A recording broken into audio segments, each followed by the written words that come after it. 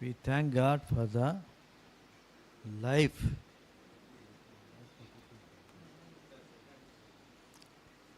We thank God for the life of our uncle J.C. Rao.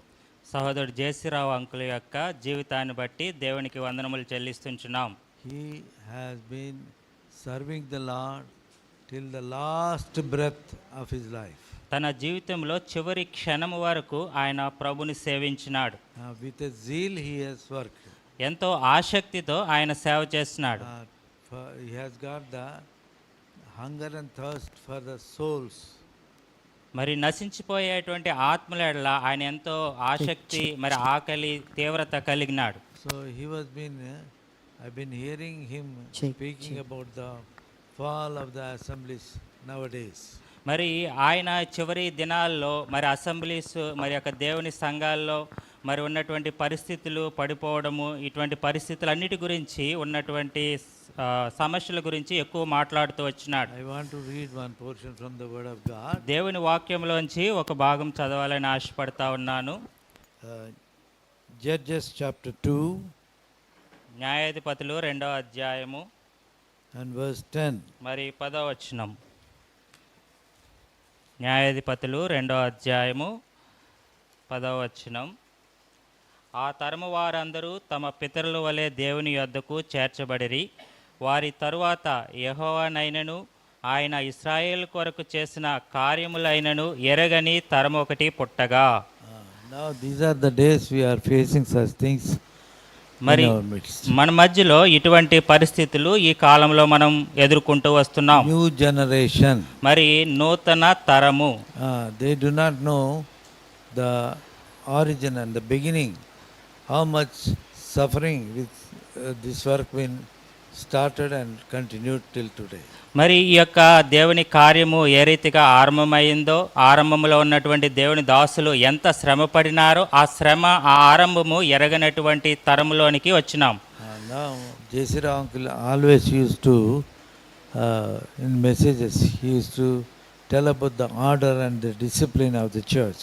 మరి జేసీరావు గారు ఎల్లప్పుడూ సంఘ క్రమము గురించి మరి ఆయన మాట్లాడుతూ ఉండేవాడు. Because he saw the order and discipline and the presence of God we felt during all meetings. మరి ఎందుకు ఆ రీతిగా మాట్లాడాడంటే దేవుని యొక్క మరి సంఘం యొక్క క్రమం అంటే, క్రమశిక్షణ అంటే, మరి దేవుని యొక్క సన్నిధి అంటే ఏంటో ఆయన గుర్తెరిగాడు. ఆ దినాల్లో దాన్ని ఆయన అనుభవించాడు కాబట్టి వాటి గురించి ఆయన మాట్లాడుతూ వచ్చేవాడు. Till today he was been giving the same thoughts in the congregation.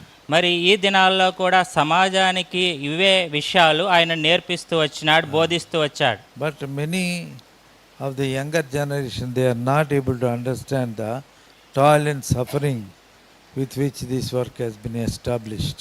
మరి ఈ యొక్క దేవుని పరిచర్య ఏ రీతిగా ప్రారంభించబడి స్థిరపరచబడిందో దాని వెనకాల ఉన్నటువంటి శ్రమ ఎంతో త్యాగం ఏంటో ఇప్పటి తరం వారు ఎరగనంటి వారుగా ఉంటున్నారు. But his life from the young age he was been in the work of God, helping the God servants, and then he started God has given him the calling to serve him. మరి ఆయన జీవితంలో చూస్తే యవన కాలంలో రక్షించబడినాడు. తర్వాత దేవుని సేవకులకు ఆయన ఎంతో సేవ చేస్తున్నాడు. తర్వాత దేవుని యొక్క పరిచర్యలోనికి ఆయన వచ్చినాడు. So I could remember the song when the roll is called yonder వచ్చే ఎవరికైనా పాడండి that song we sing. మరి ఇప్పుడు ఒక పాట పాడతాం, అంకుల్ చెప్పినారు. I will be there serving the Lord. I will be there serving Lord అనేటువంటి పాట పాడతాం. ఇంగ్లీష్లో ఉంది, తెలుగులో కూడా ఉంది, చూడండి. తెలుగులో కూడా ఉందండి.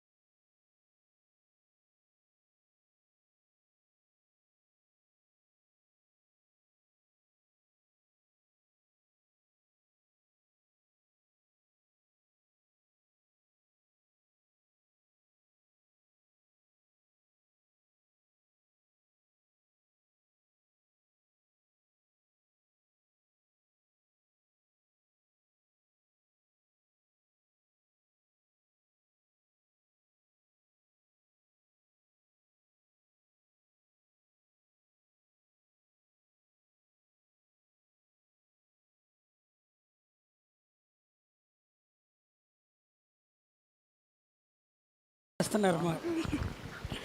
Same when the roll is called up yonder, అదే కదా. ఓకే, మైక్ ఇచ్చండి, ఒకటి ఆయన పాడతారు. ఎందుకు మనకి అది ఉండాలి, లేకపోతే పాడలేం.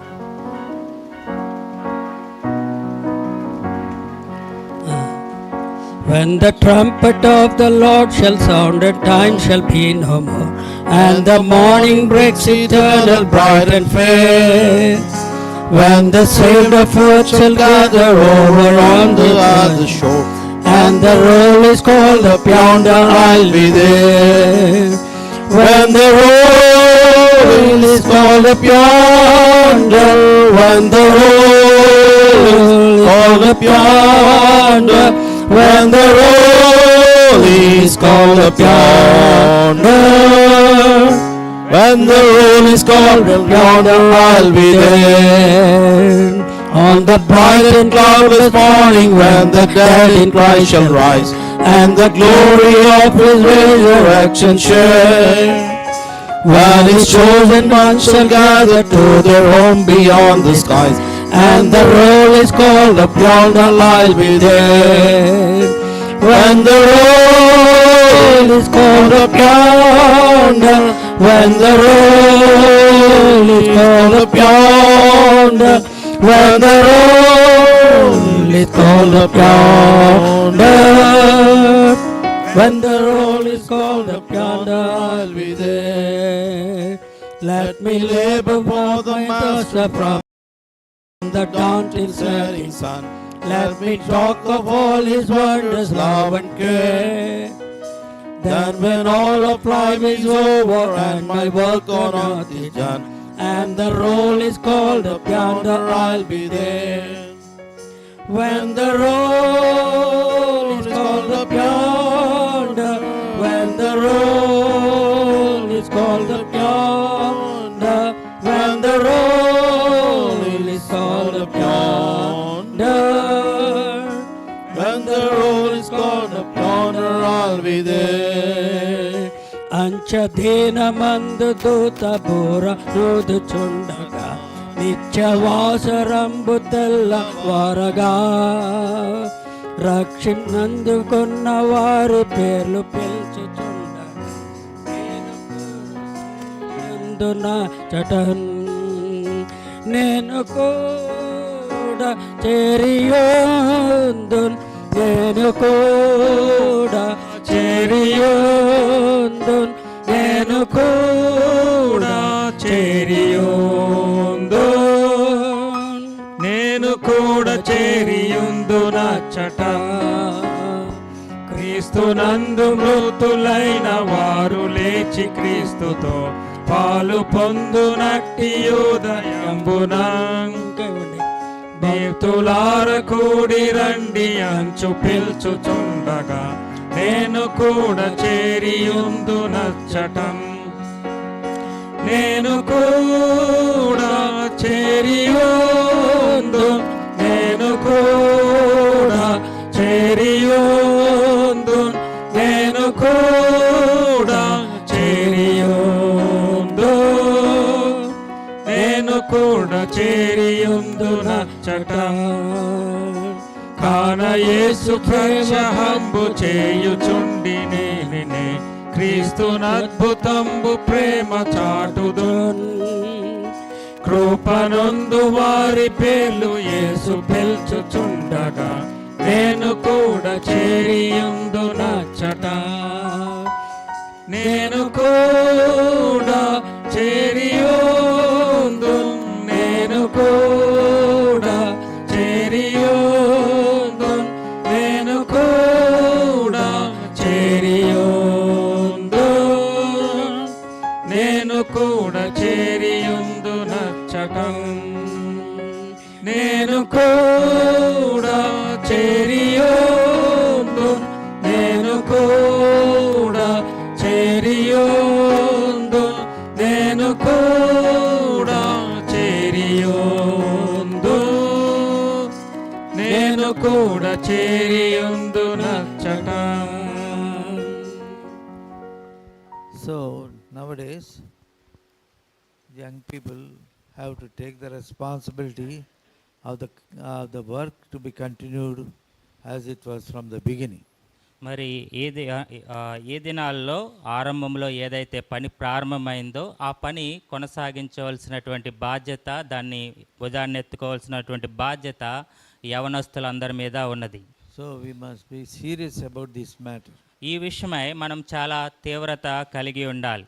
All the people those who are in the beginning, they are all gone to be with the Lord. మరి ఎవరైతే ఆరంభంలో ఈ పని ప్రారంభించినారో వారంతా కూడా ప్రభు దగ్గరికి పిలువబడ్డారు. They were working with zeal for the salvation of the souls. మరి ఆత్మల రక్షణ కొరకై ఎంతో తీవ్రత కలిగి ఆసక్తితో వారు పనిచేస్తున్నారు. They have been working, so toiling night and day.